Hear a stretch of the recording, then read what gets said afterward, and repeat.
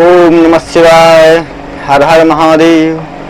वंदे देवो मापतिं सुरगुरुं वंदे जगत्कारणं वंदे पन्नगभूषणं रगधां वंदे पशूनां पतिं वंदे सूर्यशशाङ्कमणिनयनं वंदे मुकुन्दप्रियं वंदे भक्तजनार्तिं च वरदं वंदे शिवं शङ्करं गजाननं भूतगणादिसेवितं कपितजम्बूफलचारभक्षणं उमासुतं शोकविनाशकारकं नमामि विघ्नेश्वरपादपङ्कजम्।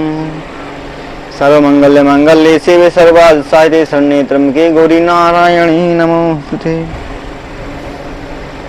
तो जैसा कि कल हमने नारद जी का तप का आख्यान सुना और किस प्रकार से नारद जी शिव की माया से मोहित होकर के अपने आप को बहुत बड़ा तपस्वी काम देता समझने लगे, तो अब हम उसी में आगे की चर्चा करेंगे। तब सूर्य कहते हैं, हे ब्राह्मणों, विष्णु भगवान के अंतर्धान हो जाने पर मुनिवर नारद भक्ति पूर्वक शिवलिंगों को देखते हुए भूतल पर विचरण करने लगे। हे ब्राह्मणों, भूमि पर विचरण करने से उन्होंने अनेक शिवलिंगों को प्रेम से देखा जो भुक्ति तथा मुक्ति को देने वाले थे। तदंतर दिव्य दर्शन नारद जी भूतल पर विचरण कर रहे थे। ऐसा जानकर वे दोनों शिवगण शांत चित्त वाले नारद जी के पास गए। श्राप से उद्धार चाहने की इच्छा से उन दोनों ने उनके चरण पकड़कर सिर झुकाया और उन्हें आदर के साथ प्रणाम किया। तब शिवगण कहते हैं, हे ब्रह्मपुत्र मुनिवर, आप प्रेम से हमारी बात को सुनिए। वास्तव में हम दोनों ब्राह्मणों ने आपके साथ अपराध नहीं किया। हे ब्राह्मण, हे मुनि, राजपुत्री के स्वयंवर में माया से मोहित चित्त वाले आपको हम दोनों शिवगणों ने चिढ़ाया। शिव जी की माया से प्रेरित होकर तुमने हम दोनों को शाप दे दिया। उस समय मौका ना देखकर हम चुप लगा गए। हमने अपने कर्मों का फल पाया, इसमें किसी का दोष नहीं है।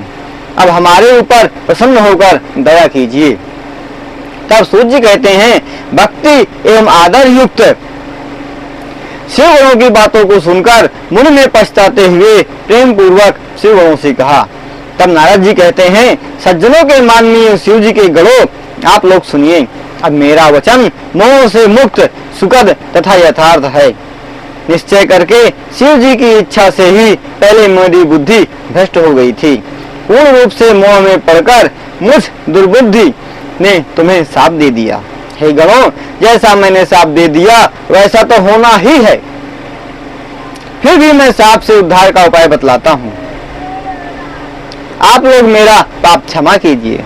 तब मुनिवर ने के वीर से जन्म लेकर राक्षस होकर भी ऐश्वर्य तथा प्रतापशाली होगी।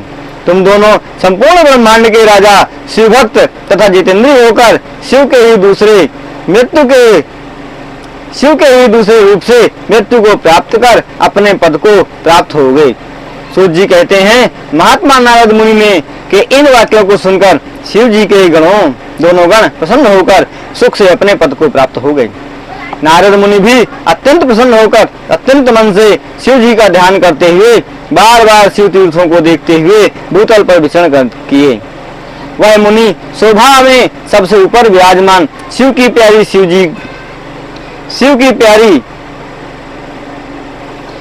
जी को सुख देने वाली तथा शिव स्वरूपिणी काशी में पहुंचकर काशीनाथ से युक्त काशी को देखकर वे कृतार्थ हो गए और अत्यंत प्रसन्नता के साथ आनंद मग्न होकर उन्होंने शिव जी की पूजा की।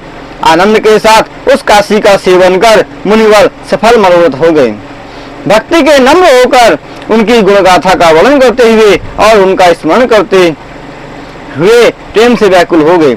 शिव जी का स्मरण करने से सद्बुद्धि वाले नारद जी विशेष करके शिव तत्व को जानने की इच्छा से तदनंतर ब्रह्मलोक को चले गए। वहां पहुंचकर ब्रह्मा को विधिवत नमस्कार करके अनेक स्तोत्रों से उनकी स्तुति करके नारद जी ने शिव को मन में लगाकर उनसे शिव जी की वास्तविक तत्व को पूछा। नारद जी ने कहा, ब्रह्मा के स्वरूप को जानने वाले संसार के स्वामी हे पितामह, आपकी कृपा से मैंने विष्णु भगवान का पूर्ण महात्म, भक्ति मार्ग, ज्ञान मार्ग, दुस्तर, तपो मार्ग, दान मार्ग और तीर्थों का मार्ग भी मैंने सुन लिया। हे स्वामी, मैं शिव तत्व को नहीं जान सका, क्रम से पूजा की विधि को तथा उनके चरित्रों को भी आप मुझसे कहिए। हे तात, निर्गुण होते हुए भी शिव जी सगुण कैसे हो गए? शिव जी की माया से मोहित होकर मैं शिव तत्व को नहीं जानता हूँ। सृष्टि के पहले शिव जी अपने स्वरूप में कैसे रहते थे, वे ही सृष्टि के मध्य काल में किस प्रकार कीला करते हैं और अंत में महेश्वर किस प्रकार रहते हैं। समस्त संसार का कल्याण करने वाले शिव जी कैसे प्रसन्न होते हैं? हे ब्राह्मण, वे शिव जी संतुष्ट होकर अपने तथा दूसरे देवताओं के भक्तों को क्या क्या फल देते हैं, यह सब आप मुझसे कहिए। हमने सुना है कि भगवान शंकर शीघ्र प्रसन्न हो जाते हैं। दयालु शिव जी भक्त को कष्ट में देखना नहीं चाहते हैं। ब्रह्मा, विष्णु, शिव ये तीनों ही देवता शिव के वंश से उत्पन्न हैं। उनमें महेश ही पूर्णांश है और शिव ही परम तत्व है। हे स्वामिन, विशेष करके शिव का आविर्भाव कैसे हुआ और उमा का आविर्भाव और इन दोनों का विवाह कैसे हुआ, इसे कहिए। विशेष करके उनके गृहस्थ तथा उनकी अन्य लीलाओं को भी कहिए। हे निष्पाप, मैं भी उनके संबंध की कथाएं कहिए। शिव की उत्पत्ति, उमा का आविर्भाव तथा शिव के साथ विवाह की चर्चा को विशेष रूप से कहकर कार्तिकेय जी के जन्म का वर्णन भी करिए। हे संसार के स्वामी, यद्यपि ये वृतांत मैंने पहले अनेक लोगों से सुने हैं, परंतु मुझे तृप्ति नहीं हुई है, इसलिए आपके शरण में आया हूँ। मेरे ऊपर दया कीजिए। इस प्रकार अपने पुत्र नारद की बातों को सुनकर संसार के पितामह ब्रह्मा जी कहने लगे। शिव महापुराण में नारद प्रश्न वर्ण नामक 5वां अध्याय संपन्न हुआ। तब ब्रह्मा जी कहते हैं, हे ब्राह्मण, विद्वानों में श्रेष्ठ, आपने अच्छा प्रश्न किया, क्योंकि आप संसार का उपकार करते हैं। यह प्रश्न भी आपने जनता के हित के लिए ही किया है। जिस कथानक को सुनने से सभी पापों का नाश होगा, उस कल्याणकारक शिव तत्व को मैं आपसे कहता हूँ। यथार्थ रूप से मैं तो शिव तत्व को नहीं जानता और न कोई दूसरा ही जानता है। केवल उस परम और अद्भुत रूप को विष्णु भगवान जानते हैं। जब महाप्रलय काल में स्थावर तथा जंगम जगत को नष्ट हो गया और सूर्य ग्रह तथा तारों के अभाव में केवल अंधकार ही शेष रह गया था, तब चंद्रमा, दिन रात, अग्निवायु, भूमि, जल कुछ भी नहीं रह गया था। प्रधान आकाश किसी भी तेज से रहित हो गया था। उस समय शब्द, स्पर्श आदि कुछ नहीं रह गए थे। गंध, रूप, रस, दिशा आदि सभी अदृष्ट यानी अप्रकट हो गए थे। इस प्रकार लगातार अत्यंत अंधकार के हो जाने पर तत् सत ब्रह्म यह सुनकर उसी सत्य को भक्त प्राप्त कर लेता है। जब इस प्रकार सत्य तथा असत कुछ नहीं रह गया, जिसे योगी जन अपने हृदयाकाश में निरंतर देखा करते हैं, जो मन तथा वाणी से अगोचर है, जो किसी इंद्रिय का विषय नहीं हो सकता, जो नाम, रूप तथा वर्ण से रहित है, जो न स्थूल है न कृश ही है, ह्रस्व, दीर्घ, लघु तथा गुप्त से रहित है, जिसमें बुद्धि तथा ह्रास नहीं है, वेद भी चकित होकर जिसे सत्य ज्ञान तथा अत्यंत अनंत रूप स्वरूप परमानंद परम पुरुष कहते हैं, जिसे प्रमाण, आधार, विकार तथा आकार रहित कहते हैं, जो निर्गुण योगियों द्वारा प्राप्त होने योग्य सर्वव्यापक एवं एकाकार है, निर्विकल्प, आरंभ, माया, उपद्रव आदि अंध तथा विकार रहित, अद्वितीय एवं चैतन्य रूप है। जिसकी इस प्रकार संज्ञा तथा संयुक्तियां बदलती रहती थी, उससे कितने समय के बाद दूसरे की इच्छा हुई, अर्थात मैं अकेला हूँ, मेरे अनेक रूप हो जाएं। उस निराधार ने अपनी लीला से सभी ऐश्वर्यों तथा गुणों से युक्त, सभी प्रकार के ज्ञान से युक्त सुमूर्ति की रचना की, जो सर्वत्र गमनशील, सब प्रकार के रूपों वाली, सब कुछ देखने वाली, सब करने की शक्ति वाली, सभी के प्रणाम के योग, सबसे प्राचीन, सदैव को सुसंस्कृत बनाने वाली है।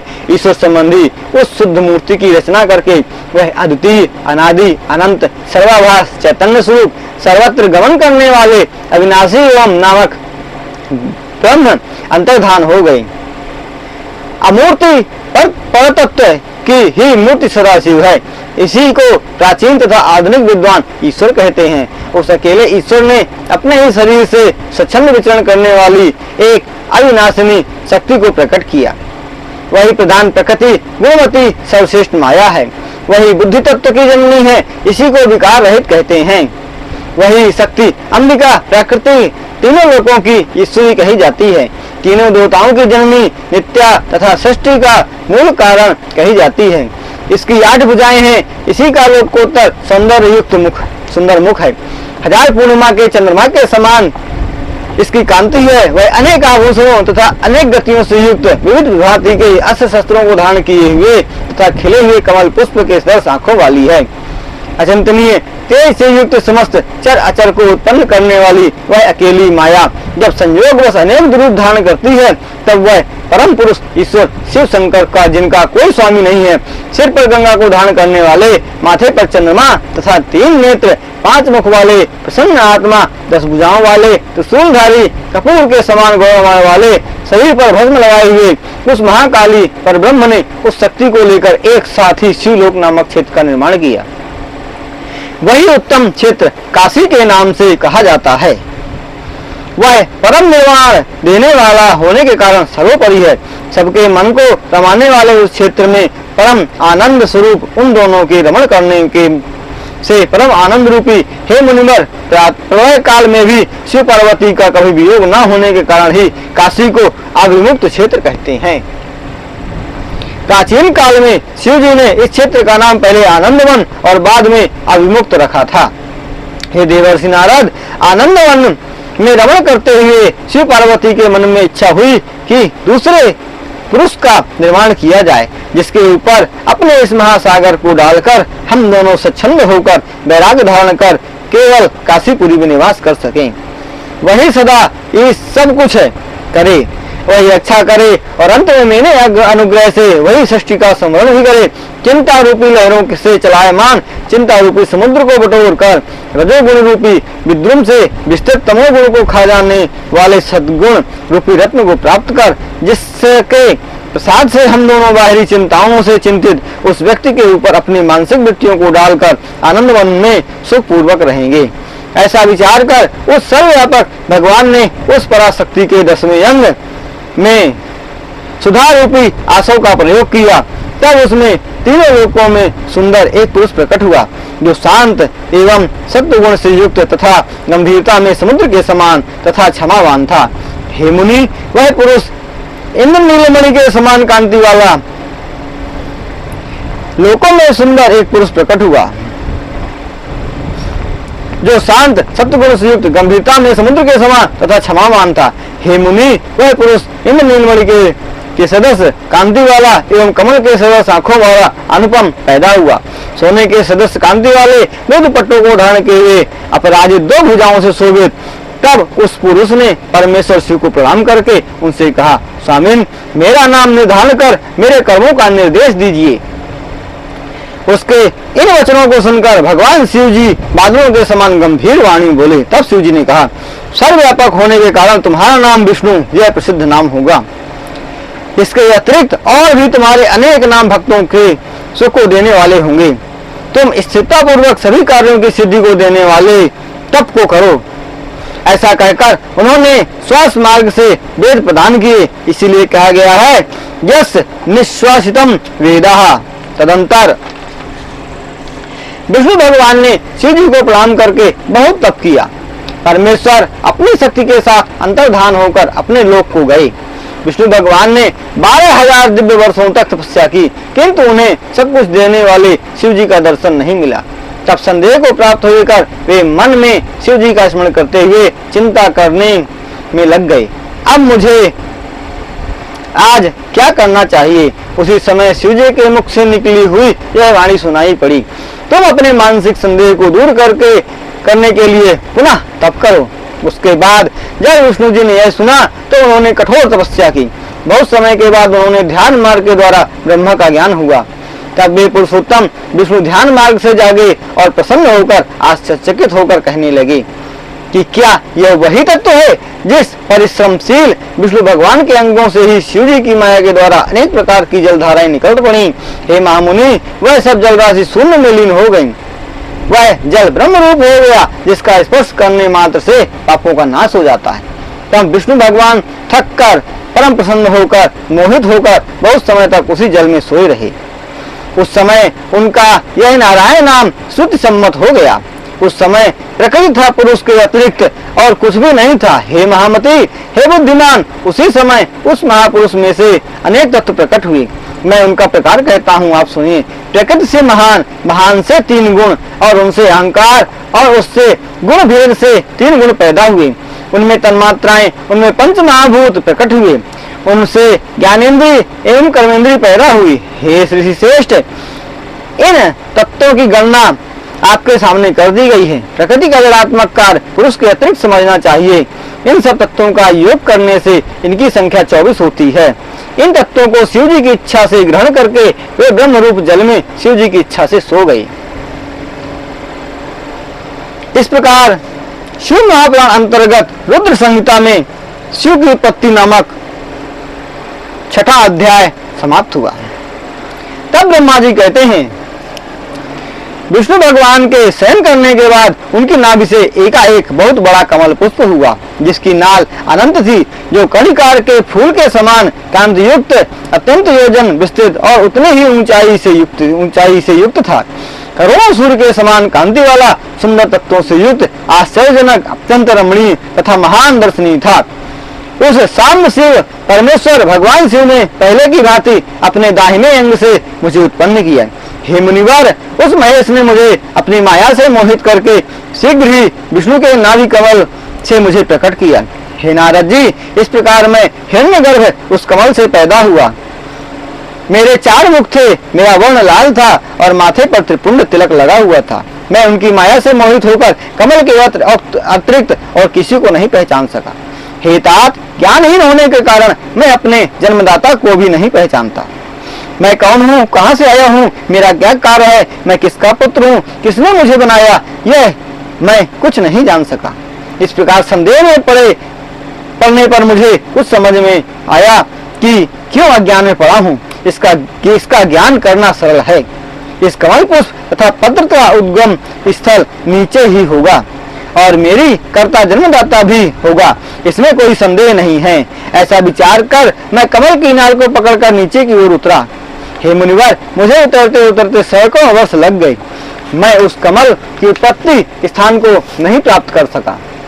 फिर संदेह में पड़कर मैं उसी कमल पुष्प में जाने के लिए उत्सुक हुआ। हे मुनि, मैं उसी नाल को पकड़कर ऊपर जाने लगा तो मुझे वह खिला हुआ कमल का फूल भी नहीं मिल रहा था। तब मैं व्याकुल हो गया। फिर उस नाल मार्ग के ऊपर नीचे जाते जाते मुझे 100 वर्ष बीत गए। तब मैं व्याकुल होकर एक क्षण भर के लिए रुका। इस प्रकार एक अत्यंत शुभ आकाशवाणी शिव जी की इच्छा से हुई, तुम तपस्या करो, तपा कुर्यात, तपा कुर्यात, तपा कुर्यात। यह वाणी परम आकाश के मोह का नाश करने वाली थी। इस आकाशवाणी को सुनकर मैंने प्रयत्न पूर्वक 12 वर्षों तक अपने पिता को देखने के लिए घोर तप किया। तब 4 भुजाओं तथा सुंदर नेत्र वाले भगवान विष्णु मेरे ऊपर अनुग्रह करने के लिए शीघ्र ही प्रकट हुए। शंख, चक्र, गदा, पद्म धारण किए हुए, मेघ के सदस्य सांवले अंगों वाले और पीतांबर धारण किए हुए, मुकुट आदि अनेक आभूषणों को धारण किए हुए, प्रसन्न मुख कमल वाले उन भगवान को मोहित बुद्धि वाले मैंने देखा। उस घनश्याम एवं पीतांबरधारी चतुर्भुज परमात्मा के अलौकिक रूप को देखकर मैं आश्चर्यचकित हो गया। सत तथा असत भुजाओं वाले नारायण भगवान को इस प्रकार देखकर मैं अत्यंत प्रसन्न हुआ।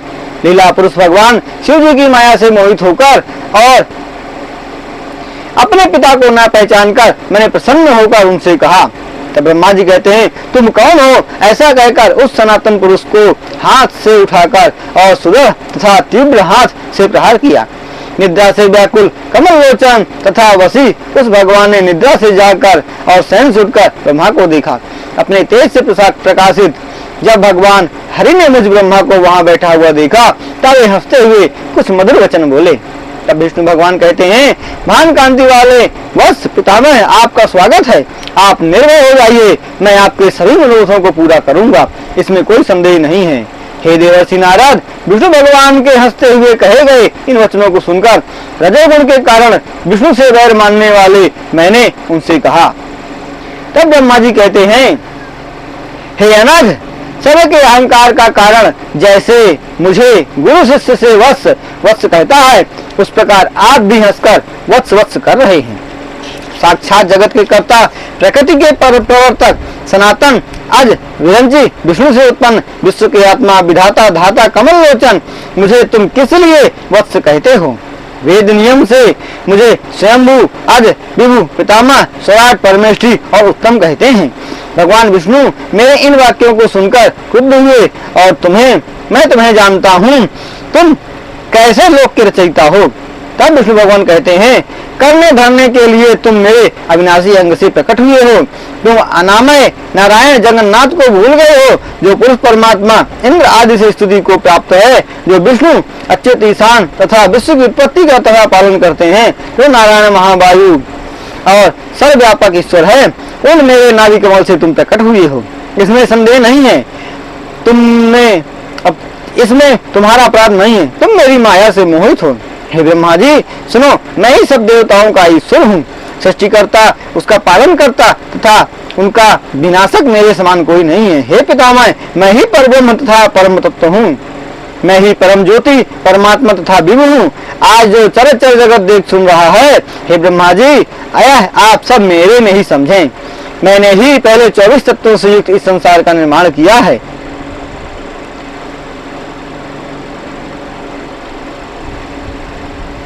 वे नित्य अणुओं से संबंध है, उन्हीं को क्रोध भय आदि की पुष्टि हुई है। मेरे प्रभाव से आप ही हो, मेरे ही लीला से ये सब अंग उत्पन्न हुए हैं। मैंने उसमें बुद्धि की सृष्टि, वे नित्य अणुओं से संबंध है।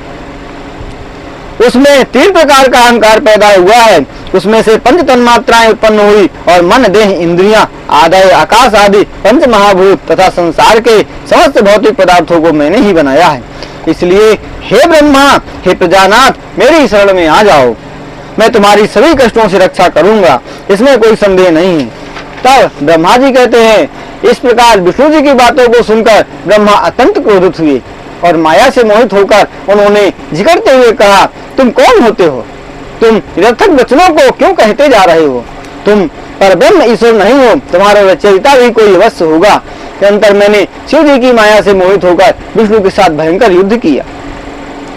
उस प्रलय सागर के बीच में रजोगुण के कारण उत्पन्न भय से हम दोनों के बीच रोमांचकारी युद्ध हुआ। इसी बीच हम दोनों के बीच में हमारे विवाद को शांत करने के लिए, हम दोनों को ज्ञान देने के लिए लिंग का प्रादुर्भाव हुआ। हजारों ज्वाला की मालाओं से युक्त सैकड़ों प्रलय काल की अग्नि के समान क्षय वृद्धि आदि मध्य तथा अंत से रहित, उपमा रहित, अनिर्देश्य अव्यक्त स्वरूप जो विश्व की उत्पत्ति के कारण है, उसकी हजारों ज्वालाओं को देखकर भगवान विष्णु मोहित हो गए। इस प्रकार मुझे मोहित हुआ देखकर ब्रह्मा जी ने कहा, इसलिए तुम अपनी बड़ाई कर रहे थे, हमारे बीच यह तीसरा पदार्थ क्या है? युद्ध को रोकिए, इस अग्नि से उत्पन्न ज्योति की परीक्षा करते हैं, यह कहाँ से उत्पन्न हुई है? इस अनुपम अग्नि स्तंभ के नीचे की ओर मैं जाऊंगा। हे प्रजानाथ, आप इसे देखने के लिए प्रयत्न ऊपर वायु वेग से ऊपर की ओर जाइए।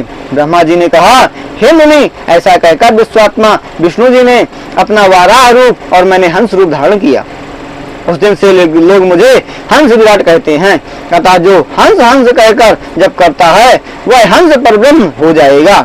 अत्यंत सफेद अग्नि के समान तेजस्वी, चारों ओर से पंखा से व्याप्त वायु के समान वेग वाला होकर मैं ऊपर से ऊपर की ओर चला गया और विश्वात्मा नारायण भी अत्यंत श्वेत वर्ण से होकर 100 योजन विस्तृत और 100 योजन आयत रूप धारण कर लिए। सुमेरु पर्वत के समान शरीर वाले, सफेद और तेज दाढ़ों वाले, प्रलय काल के सूर्य के सदस्य तेजस्वी, लंबी नाक तथा भयंकर शब्द वाले, छोटे पैरों वाले, विचित्र रंग वाले, जयशील, दृढ़ तथा अनुपम 12 के रूप को धारण करके वे नीचे की ओर बड़े वेग से गए। इस प्रकार हजारों वर्षों तक नीचे जाकर विष्णु भगवान घूमते ही रह गए। तभी से लोकों में श्वेत बाराह नामक कल्प का आरंभ हुआ। हे देवर्षि, यह मनुष्यों की काल गणना में उपयोगी हुआ। सर्व समर्थ विष्णु जी नीचे जाकर घूमते रहे। बाराह रूप धारी विष्णु ने उस दिन को थोड़ा भी अंत नहीं पाया। हे शत्रुसूदन, उतने ही समय तक मैं भी ऊपर की ओर जाता रहा। शीघ्रता पूर्वक सभी प्रकार के यत्नों से उसके अंत को जानने की इच्छा से मैं थक तो गया, पर उसका अंत ना पा सका। अतः मैं पुनः नीचे चला आया। उसी प्रकार कमल लोचन भगवान विष्णु भी थककर सर्वदेवमय मां शरीर वाले ऊपर की ओर मेरे साथ ही आए। बार बार शिव जी को प्रणाम कर शिव जी की माया से मोहित होकर घबराए हुए मन से वहां खड़े रहे। पीछे से, अगल बगल से तथा सामने की ओर से परमेश्वर को प्रणाम करके मेरे साथ विष्णु भगवान भी सोचने लगे कि यह क्या है। वह रूप निर्देश करने योग्य, नाम तथा कर्म से रहित, अलिंग होते हुए भी लिंगत्व को प्राप्त और ध्यान मार्ग में भी न आने योग्य, अपने मन को स्थिर करके विष्णु और हम दोनों उस देव को प्रणाम करने लगे। हम तुम्हारे रूप को नहीं जानते, हे माँ प्रभु, तुम जो हो वही हो। हे महेशान, तुम्हें नमस्कार है, हम दोनों को शीघ्र अपना रूप दिखलाइए। हे मुनिश्रेष्ठ, मद में स्थित हम दोनों को इस प्रकार प्रणाम करते हुए सैकड़ों वर्ष बीत गए। इस प्रकार शिव महापुराण में रुद्र संहिता के अंतर्गत ब्रह्मा विष्णु विवाद नामक 7वां अध्याय संपन्न हुआ।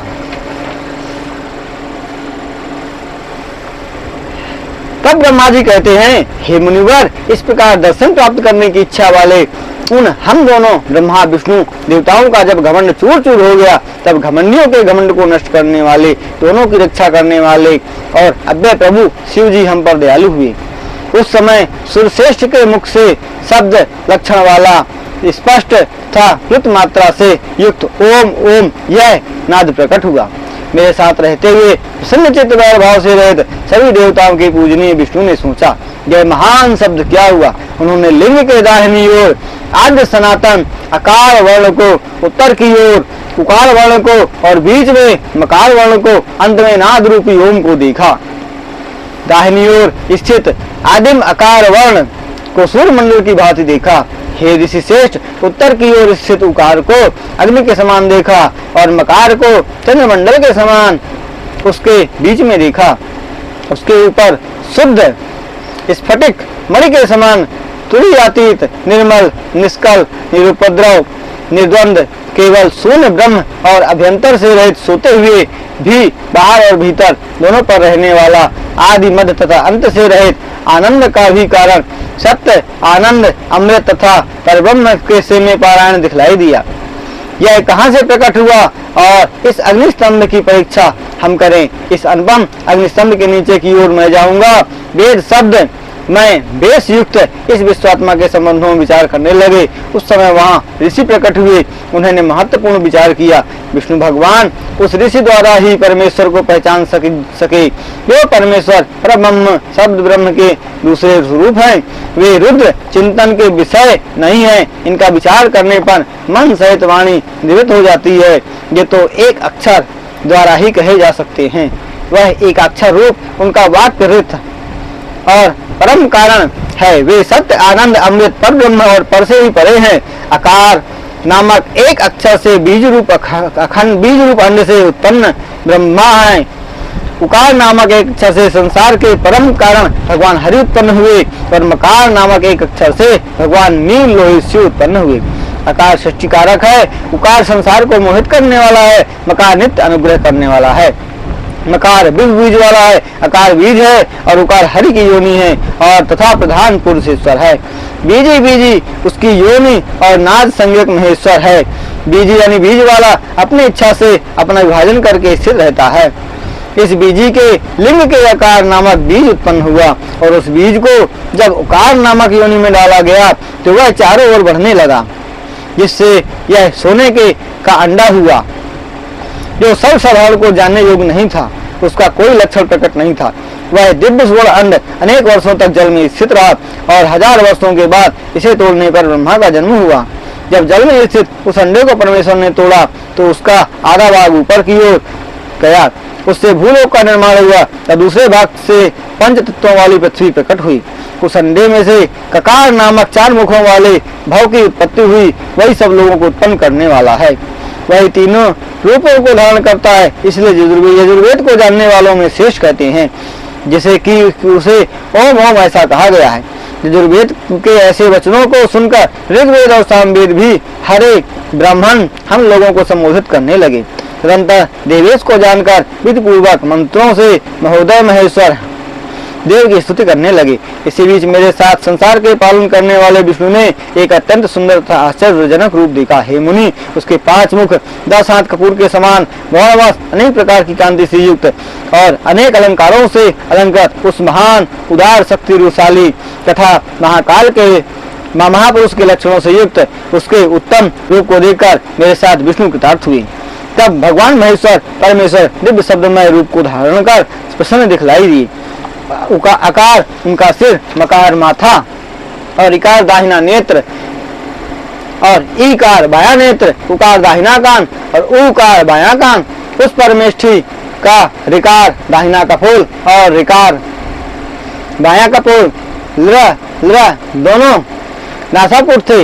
एकार ओमकार का होंठ और एकार का नीचे का होंठ, ओकार और अवकार क्रमशः ये दोनों दंत पंक्तियां थी।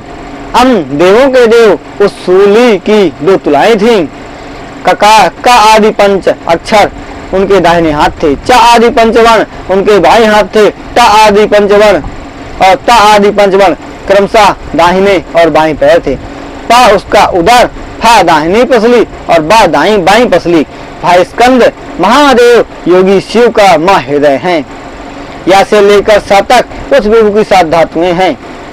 हा उनकी नाभि है और छा उनकी नासिका है। इस प्रकार उस निर्गुण होते हुए भी गुणात्मा के शब्दमय रूप को उमा के साथ देखकर मेरे साथ हरिकृतार्थ हो गए। इस प्रकार महेशान का शब्द ब्रह्ममय शरीर को देखकर मेरे सहित विष्णु भगवान उन्हें प्रणाम करके पुनः ऊपर देखने लगे। ओमकार से प्रकट हुआ मंत्र 5 कला से युक्त शुद्ध स्फटिक मणि के समान मंगल कारक 38 अक्षरों से संपन्न वह मंत्र बुद्धि कारक, धर्म तथा अर्थ का साधक है। गायत्री से उत्पन्न वह मंत्र अत्यंत हितकारक तथा दूसरों को बस में करने वाला है। यह 24 वर्णों से युक्त मंत्र चारों कालों में श्रेष्ठ है। वह पंचाक्षर मंत्र 8 कलाओं से युक्त है। अविचार आदि कार्यों के लिए वेद में कहा गया है 30 अक्षरों तथा 25 शुभ अक्षरों वाला मंत्र जपना चाहिए। 8 कलाओं से युक्त सुश्रेष्ठ शांतिदायक मंत्र बालक आदि का हितकारक 13 कला युक्त मंत्र का जप करना चाहिए। यही मंत्र सदैव उत्पत्ति वृद्धि संहार का कारण बना और उत्तम मंत्र में 61 वर्ण हैं। फिर मृत्युंजय मंत्र ओम ह्रौम ह्रीं जुम सह ओम त्र्यंबकम जामहे सुगंधिम पुष्टिवर्धनम उर्वारुक्मिणी बंधना मृत्युर्मुक्षी मामृता तदंतर पंचाक्षर चिंतामणि तथा दक्षामूर्ति मंत्र का जप करें। उसके बाद तत्वमसि यह शिव जी का महावाक्य है। इस प्रकार 5 मंत्रों को पाकर भगवान विष्णु जप करने लगे। फिर ऋक यजु साम वेद रूपी कला और बलों को देखकर जो ईशान है ईशान श्रेष्ठ हैं, जो पुराण पुरुष हैं, अघोर हृदय मनोहर सब में व्याप्त सदाशिव वाम पाद महादेव तथा नागराजों को भूषण के लिए धारण करने वाले, चारों ओर हाथ पैर तथा नेत्रों वाले, ब्रह्मा के अधिपति तथा सृष्टि स्थिर श्रृंगार करने वाले वरद शाम शिव जी की मैंने और विष्णु भगवान ने मनोहर वाणु से होकर प्रसन्न होकर स्तुति की। इस प्रकार शिव महापुराण में रुद्र संहिता के अंतर्गत शब्द ब्रह्म वर्णन नामक 8वां अध्याय संपन्न हुआ। तब ब्रह्मा जी कहते हैं, शिव जी भगवान विष्णु द्वारा अपनी स्तुति को सुनकर शक्ति सहित करुणानिधि शिव प्रसन्न हो गए। 5 मुख 3 नेत्र, माथे में चंद्रमा जटाधारी गौवर्ण विशालाक्ष और शरीर में भस्म लगाए हुए 10 भुजाओं वाले, नीला गला सभी आभूषणों में से भूषित सर्वांग सुंदर भस्म तथा त्रिपुंड मस्तक पर लगाए हुए इस प्रकार शक्ति सहित परमेश्वर शिव जी को मैं देखकर मेरे साथ विष्णु भगवान ने पुनः सुंदर स्तुतियां की। उसके बाद दयालु शिव जी ने प्रसन्न होकर उस विष्णु भगवान को श्वास रूप से 4 वेद दिए। फिर उन्होंने परमात्मा हरि को ज्ञान दिया। हे मुनि, फिर हरि ने कृपा करके वह ज्ञान मुझे दिया। भगवान विष्णु उस वेद के उपदेश को प्राप्त कर मैं कृतार्थ होकर फिर उन्हीं महेश्वर के साथ हाथ जोड़कर प्रणाम कर पूछने लगा। तब विष्णु भगवान कहते हैं, हे देव, आप कैसे प्रसन्न होते हैं? मैं कैसे आपका पूजन करूं? कैसे आपका ध्यान करना चाहिए? कैसे वशीभूत होते हैं? हे महादेव, मैं आपकी आज्ञा से क्या करना चाहिए? हे शंकर, आप हमारी प्रसन्नता के लिए हमें आज्ञा दीजिए। हे प्रभु महाराज शिव जी, हमें अपने अनुचर समझकर यह सब और भी जो कुछ भी हो उसे आप हमसे कहिए। तब ब्रह्मा जी कहते हैं, कृपानिधि भगवान शिव जी इन वचनों को सुनकर प्रसन्न होकर प्रेम पूर्वक बोले, अब शिव जी कहते हैं, हे श्रेष्ठ देवताओं, आप दोनों की भक्ति से मैं अवश्य प्रसन्न हुआ। मुझ महादेव को देखते हुए किसी प्रकार का भय मत कीजिए। मेरे लिंग की सदा पूजा किया करो, उसी प्रकार जैसा कि इस समय दिखलाई दे रहा है, ठीक वैसा ही मेरा ध्यान किया करो। यद्यपि मेरा लिंग रूप से पूजन किया जाता है तो मैं प्रसन्न होकर सभी प्राणियों को अनेक प्रकार के इच्छित फलों को देता हूँ। हे श्रेष्ठ देवताओं, जब तुमको किसी प्रकार का भी कष्ट हो तो मेरे लिंग की पूजा करने से दुख का नाश हो जाता है। तुम दोनों महाबली देव मेरी प्रकृति के साथ मेरे दाहिने बाएं अंगों से प्रकट हुए हो। इस प्रकार यह संसार का पितामह ब्रह्मा मेरे शरीर से दाहिने भाग से और विष्णु तुम उस परमात्मा के बाएं अंग से प्रकट हुए हो। मैं तुम दोनों का से बहुत प्रसन्न हूँ, अतः तुम्हें इच्छित वर देता हूँ। तुम दोनों की मेरे प्रति सुदृढ़ भक्ति हो। तुम दोनों मेरी पार्थिव मूर्ति बनाकर हे विद्वानों उसकी विविध उपचारों से सेवा करके सुख प्राप्त करोगे। मेरी आज्ञा का पालन करने वाले हे ब्रह्मा जी, आप सृष्टि कीजिए। हे वत्स, हे हरि, तुम इस चर अचर जगत को पालन करो। ब्रह्मा जी ने कहा। ऐसा कहकर भगवान शिव ने हम दोनों को उत्तम पूजा विधि का उपदेश दिया, जिससे पूजित शिव अनेक प्रकार के शुभ फलों को देते हैं। ब्रह्मा जी कहते हैं, शिव जी के इन वचनों को मेरे साथ हरि ने सुनकर हाथ जोड़कर प्रणाम कर शिव जी से कहा। विष्णु भगवान कहते हैं, यद्यपि आप हमारे ऊपर प्रसन्न हैं और यदि आप वरदान देना चाहते हैं तो आपके चरणों में हमारी निश्चल भक्ति हो। अपनी लीला से निर्गुण होते हुए भी आप आज सगुण रूप धारण करके हे तात, हे परमेश्वर, हमारी सहायता कीजिए। हे देव देवेश, हम दोनों का विवाद भी अच्छा ही हुआ, जिसे शांत करने के लिए आप यहाँ आए। ब्रह्मा जी ने कहा। उनके अनेक प्रकार के वचनों को सुनकर शिव जी ने विष्णु जी से फिर कहा। वे सिर झुकाकर हाथ जोड़कर प्रणाम कर खड़े रहे। शिव जी कहते हैं, मैं निर्गुण और सगुण होकर भी सृष्टि का पालन और संहार करता हूँ। मैं ही निर्विकारी सच्चिदानंद लक्षण वाला परब्रह्म हूँ। हे विष्णु जी, मैं सृष्टि पालन विनाश गुणों से ब्रह्मा विष्णु तथा शिव नामों से 3 भागों में विभक्त हूँ। अतएव हे हरि, मैं सदा निष्कल हूँ। हे विष्णु, तुमने और ब्रह्मा ने युद्ध भूमि में आत्मरक्षा के लिए जो स्तुति की है उस प्रार्थना को मैं सफल करूंगा, क्योंकि मैं भक्त वत्सल हूँ। हे ब्राह्मण, मेरा जो यह स्वरूप आपके अंग से प्रकट होगा वह संसार में रुद्र कहा जाएगा। मेरा अंश होने से उसकी शक्तियां कम नहीं होंगी। जो मैं कहूँ वह वही भी है। अतः दोनों में कोई भेद नहीं है, क्योंकि दोनों की पूजा विधि समान ही है। जैसे प्रकाश का जल आदि से संयोग होने पर भी स्पर्श नहीं हो पाता, उसी प्रकार मुझ निर्गुण का किसी संयोग होने पर भी मानता नहीं हूँ। हे महामुनि, मेरा यही स्वरूप है। रुद्र भी शिव के समान ही है। उसमें उच्च नीच का भेद नहीं करना चाहिए। वास्तव में ये दोनों एक ही रूप हैं। संसार में ये दोनों नामों से प्रसिद्ध, अतः शिव तथा रुद्र में कभी भेद नहीं समझना चाहिए। हे देव, जैसे एक सोने के अनेक अलंकार बनाए जाते हैं और अलंकार के नाम भेद होने पर भी स्वर्ण रूप वस्तु का भेद नहीं होता, एक मिट्टी के अनेक पात्र बनते हैं। उन पात्रों के नाम में तो भेद है, किंतु मिट्टी की रूप की वस्तु में कोई भेद नहीं है। इस उदाहरण से यह सिद्ध होता है कि कार्य में भेद है, न कि कारण में। हे ब्रह्मा विष्णु, निर्मल ज्ञान वाले विद्वानों को इस प्रकार जानना चाहिए कि आप दोनों को भी भेदभाव नहीं रखना चाहिए। मेरे मत से वस्तु के समान ही सब और शिव स्वरूप ही देखना चाहिए। मैं, आप, ब्रह्मा तथा यह जो रुद्र होगा वे से एक रूप हैं। इसमें कोई भेद नहीं है, और जो भेद मानेंगे उन्हें बंधन में पड़ना पड़ेगा। मेरा शिव रूप तो शाश्वत है, मूल विभूत सत और सत्य ज्ञान से तंत्र है।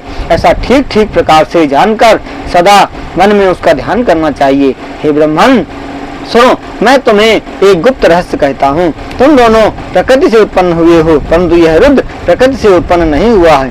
मैं अपनी ही इच्छा से ब्रह्मा की भक्ति से उत्पन्न हुआ हूँ, और जो गुणों में रुद्र को तामस गुण वाला कहा वह वास्तव में वैकारिक नहीं है। वह जैसे अहंकार नाम से कहते हैं वही है, वास्तव में वह तामस नहीं है। हे ब्रह्मा जी, इस कारण से तुम सृष्टिकर्ता हो जाओ और सृष्टि की रक्षा का कार्य हरि करें। यह मेरा जो रुद्र अंश नामक है वह प्रलय करेगा, और जय उमा नामक परमेश्वरी प्रकृति है, देवी है, उसी कि शक्ति वाग्देवी ब्रह्मा की सेवा करेगी, वहाँ दूसरी शक्ति प्रकृति से उत्पन्न होगी, वह लक्ष्मी का रूप धारण करके विष्णु का आश्रय लेगी, फिर वह काली बनकर निश्चित ही मेरे अंश को प्राप्त होगी, वह संसार सागर से कार्य का निर्वाह करने के लिए प्रकट होगी। इस प्रकार देवी की 3 प्रकार की शक्तियां शुभ कही गई हैं। उन शक्तियों का क्रमशः स्थित सृष्टि, स्थित तथा प्रलयकार है। हे पुरुषोत्तम, मेरे प्रिय प्रकृति के ही अंश हैं। तुम लक्ष्मी की उपासना करके अपना कार्य करो और ब्रह्मा जी तुम मेरी प्रकृति के अंश गिरा देवी को प्रणाम कर प्राप्त करके मेरी आज्ञा पाकर हृदय से सृष्टि की रचना का कार्य करो और मेरी प्रिया का परात्पर काली रूप जो वंश है उसे प्राप्त करके रुद्र रूप से प्रलय करूंगा। सभी आश्रमों तथा चारों वर्ण वाले लोक में को इसके अतिरिक्त और दूसरे भी कार्यों को करके सुख प्राप्त करो। ज्ञान विज्ञान से युक्त होकर संस्कार का हित करने के लिए आप आज मेरी आज्ञा से मनुष्यों को मुक्ति देने वाले हो जाओ। जो फल मेरे दर्शन का है वही तुम्हारे दर्शन का भी होगा। इस प्रकार आज मैंने तुम्हें वर दे दिया है, यह वह सत्य है, इसमें कोई संदेह नहीं है। मेरे हृदय में विष्णु रहते हैं और विष्णु के हृदय में मैं रहता हूँ। हम दोनों में मेरा मन कोई अंतर नहीं समझता, क्योंकि मेरे बाएं अंग से विष्णु और दाहिने अंग से ब्रह्मा उत्पन्न हुए हैं और महाप्रलय करने वाले शिवात्मा रुद्र मेरे हृदय में पैदा हुए हैं। हे विष्णु, इस प्रकार मैं ब्रह्मा, विष्णु और भव नाम से 3 भागों में बढ़ गया हूँ। सत्य, रज, तम इन 3 गुणों से उत्पत्ति पालन विनाश करता हूँ। साक्षात शिव जी तीनों गुणों से भिन्न और प्रकृति तथा पुरुष से परे हैं। वह पर ब्रह्म, अद्वय, अविनाशी, अनंत, पूर्ण तथा निरंजन, भीतर तम बाहर सत्य गुण वाले तीनों लोकों के पालक हरि हैं। भीतर सत्य तथा बाहर तमोगुण वाले 3 लोकों का विनाश करने वाले हैं। भीतर तथा बाहर रजोगुण वाले तथा तीनों लोकों की सृष्टि करने वाले ब्रह्मा हैं। इस प्रकार तीनों देवों के में गुण हैं और शिव तीनों गुणों से भिन्न है। हे विष्णु, इस प्रकार सृष्टिकर्ता पितामह की तुम प्रेम से रक्षा करो। तुम मेरी आज्ञा से तीनों लोकों में पूजनीय होगे। तुम्हारे और ब्रह्मा की सेवा के योग्य रुद्र ही होगा। तीनों लोक का लक्ष्य लय करने वाले शिव जी पूर्ण अवतार हैं। पद्म काल्प में पितामह तुम्हारे पुत्र के रूप में जन्म लेंगे। उस समय तुम और ब्रह्मा जी मुझे देखोगे। इस प्रकार सर्वेश्वर महाप्रभु महेशान हर अतुलनीय कृपा करके पुनः प्रेम पूर्वक विष्णु भगवान से कहने लगे। शिव महापुराण में रुद्र संहिता के अंतर्गत शिव तत्ववर्णन स्वर्ण नामक 9वां अध्याय संपन्न हुआ। इस प्रकार परमेश्वर भगवान सदाशिव कहते हैं, हे हरि, हे विष्णु, हे सुबत, और मेरी आज्ञा को सुनो। तुम सदा सब लोगों के मान और पूज्य होगे। ब्रह्मा जी द्वारा रचित लोक में जब दुख पैदा होगा तब तुम उस दुख का विनाश करने के लिए तत्पर रहना। मैं तुम्हारे सभी असहनीय कार्यों में सहायता करूंगा। मैं तुम्हारे भयंकर अजय शत्रुओं का विनाश करूंगा। हे विष्णु भगवान, अनेक अवतारों को लेकर अपनी उत्तम कीर्ति का विस्तार करो और संसार के प्राणियों को तारने के लिए तत्पर रहो। मैं सगुण रूप इस रुद्र शरीर को सदैव लोकों के समस्त कार्यों को करूंगा और जिन्हें तुम नहीं कर सकोगे उसे भी मैं करूंगा, इसमें संदेह नहीं है। रुद्र को अपना ध्यान करना चाहिए और ब्रह्मा जी को रुद्र का ध्यान करना चाहिए। तुम दोनों में तथा तुम में रुद्र में कोई अंतर नहीं है। वास्तव में तुम तीनों तत्व एक ही हैं। हे विष्णु जी, यह सब वरदान तथा लीला मात्र का भेद है, यही सत्य है, इसमें कोई संदेह नहीं है। जो रुद्र भक्त विष्णु की निंदा करेगा उसके संपूर्ण पुण्य शीघ्र ही भस्म हो जाएंगे। हे पुरुषोत्तम, तुम्हारे साथ वैर करने के कारण उसका नरक में पतन हो जाता है। हे विष्णुदेव, ऐसी मेरी आज्ञा है, यह सत्य है, इसमें संदेह नहीं है। हे विष्णु, इस लोक में तुम मनुष्यों के विशेष करके भुक्ति तथा मुक्ति को देने वाले एवं ध्येय तथा पूज्य होगे, अतः उसके साथ छोटित व्यवहार करो। तुम ऐसा कहकर मेरा और ब्रह्मा का हाथ पकड़कर उन्होंने हरि से कहा, प्राणियों के दुखों में उनको दूर करने के लिए सदैव तुम सहायक बनो। तुम सभी देवताओं के अध्यक्ष होगे, सभी को भोग्य तथा मुक्ति प्रदान करोगे, प्राणियों के सभी कार्यों को सिद्ध करने वाले होगे। मेरी आज्ञा से तुम सभी के प्राण स्वरूप होगे। हे हरि, संकट काल में मेरे शरीर रूपी तुम्हारा भजन किया जाएगा। जिसने तुम्हारा सहारा लिया है वह निश्चित ही मेरे ही सहारे पर है। जो इसमें अंतर समझता है वह निश्चित ही नरकगामी होता है। तुम विशेष करके देवताओं के आयु बल को सुनो। ब्रह्मा विष्णु शिव की एकता में संदेह नहीं करना चाहिए। 4000 युग का ब्रह्मा का एक दिन होगा। इसी क्रम में रात्रि का प्रमाण भी समझना चाहिए। इसी प्रकार से 30 दिवसों का एक मास होता है, 12 महीनों का एक वर्ष होता है। इस प्रकार ब्रह्मा जी की 100 वर्ष की आयु होगी। ब्रह्मा की एक वर्ष, विष्णु का एक दिन होगा। वह अपने प्रमाण से 100 वर्षों तक जीवित रहता है। विष्णु के एक वर्ष के बराबर शिव का एक दिन होता है। इस प्रकार नर रूपी शिव भी 100 वर्ष तक जीवित रहता है।